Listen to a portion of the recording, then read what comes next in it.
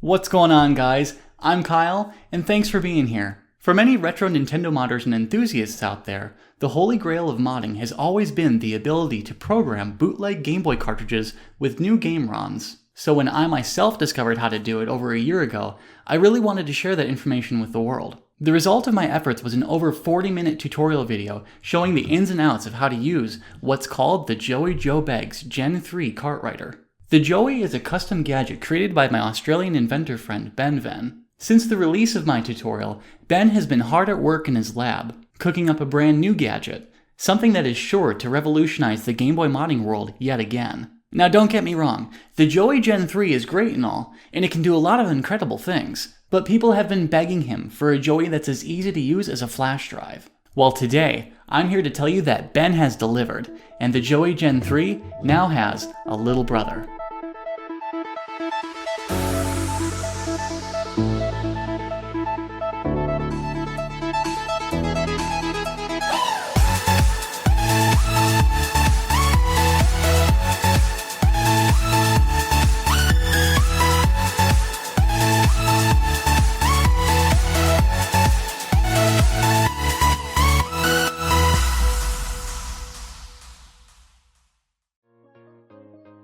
This, my friends, is a prototype of the Joey Jr., otherwise known as the Joey-Joebags Gen 4, and it's BennVenn's newest invention. If you're unfamiliar with the Joey, its predecessor, the Gen 3, is a device that plugs into your computer and allows you to copy game information from all iterations of Nintendo's Game Boy game cartridges. I'm talking about the original Game Boy, Game Boy Color, and Game Boy Advance games. It also allows you to write game information to some versions of those carts, essentially allowing you to program your own Game Boy games. If you're interested in familiarizing yourself with this process, I've put a link to my original Joey Gen 3 tutorial video in the description below. The Joey Gen 3 is incredibly useful and multi-purpose, but setting it up and using it has a bit of a learning curve, and for some, it's a little much to wrap your head around. Fortunately, that's where the Joey Jr. comes in. Being the Joey Gen 3's little brother, the Joey Jr. requires absolutely zero setup on your computer.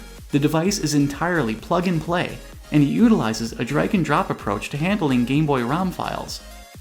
To use it, first insert your favorite Game Boy or Game Boy Color game cartridge into the Joey Jr.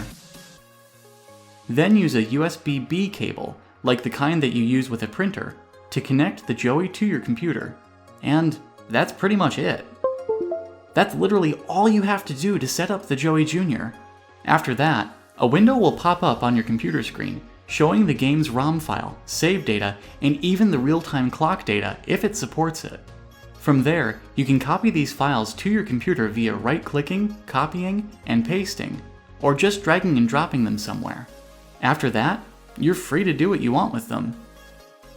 There are many possibilities for what you can do with the Joey Jr. and the Joey Gen 3. Some people like to dump Game Boy ROMs and play them in emulators. Doing so, depending on the emulator software you use, will also give you the ability to run GameShark codes on your games directly on your computer. You can also use the Joey Jr. to back up your game saves and real-time clock data if your cartridge is due for a new battery, which, by the way, I've also created a tutorial video on as well, so check out that video link in the description. Then, after replacing the battery, all you have to do to restore your game progress is drag your save file and real-time clock data back to the cartridge. It's incredibly painless and easy. The Joey Jr. was created to be modular, so it can be upgraded with new firmware as time goes on.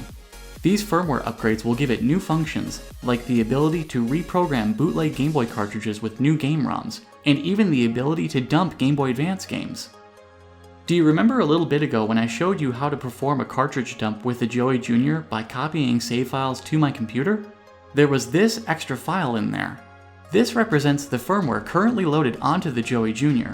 Just like we dragged and dropped the inserted Game Boy game's ROM data to the desktop, we can drag and drop a new firmware file directly onto the Joey Jr., easily upgrading it with these new abilities. Just bear in mind that it can only take one firmware file at a time, which you'll be able to swap in and out to achieve different functions. For now, the Joey Jr. will only ship with some basic features. Specifically, it will only initially be compatible with Game Boy and Game Boy Color game cartridges. And unlike the Joey Gen 3, while it can dump game ROMs, saves, and clock data, it can write only save and clock data back onto game carts, not a different game ROM file. This does mean, however, that the Joey Jr.'s introductory price will only be about $25 US, roughly half the cost of the Joey Gen3, making it the perfect budget cart dumper for those new to the Game Boy modding scene. What you'll get for that price will not include a plastic shell or USB cable, so your Joey Jr. would show up as a bare board, just like my prototype here. However, 3D printed shells will be available for purchase, and the 3D STL model files will also be available for free download so you can print one on your own instead. As for the required USB-B cable, you can purchase one in just about any retail store's electronics section or on Amazon. Now if you're already a Joey Gen3 owner, don't worry. The Gen 3 isn't going anywhere, and it will still be available for purchase alongside the Joey Jr. Ben will be actively supporting both devices with regular firmware and feature updates, and you can expect the Joey Jr. to be available for purchase in BennVenn's online store sometime within the next couple of months. If you've been following me on Instagram, you might have noticed recently that I posted about the Vegemite, BennVenn's custom Game Boy Advance TV console. You guys have been begging me for a full and proper review video for ages, so a while back I finally decided to make one. So expect to see it up on the channel within the next couple of weeks or so. I want to thank you again for watching. If you like this video, please click the like button below, and if you haven't already, please consider subscribing to my channel. When you do, click the bell button so that you're notified whenever I release a new video. As always, you all stay awesome, and I'll see you in my next video.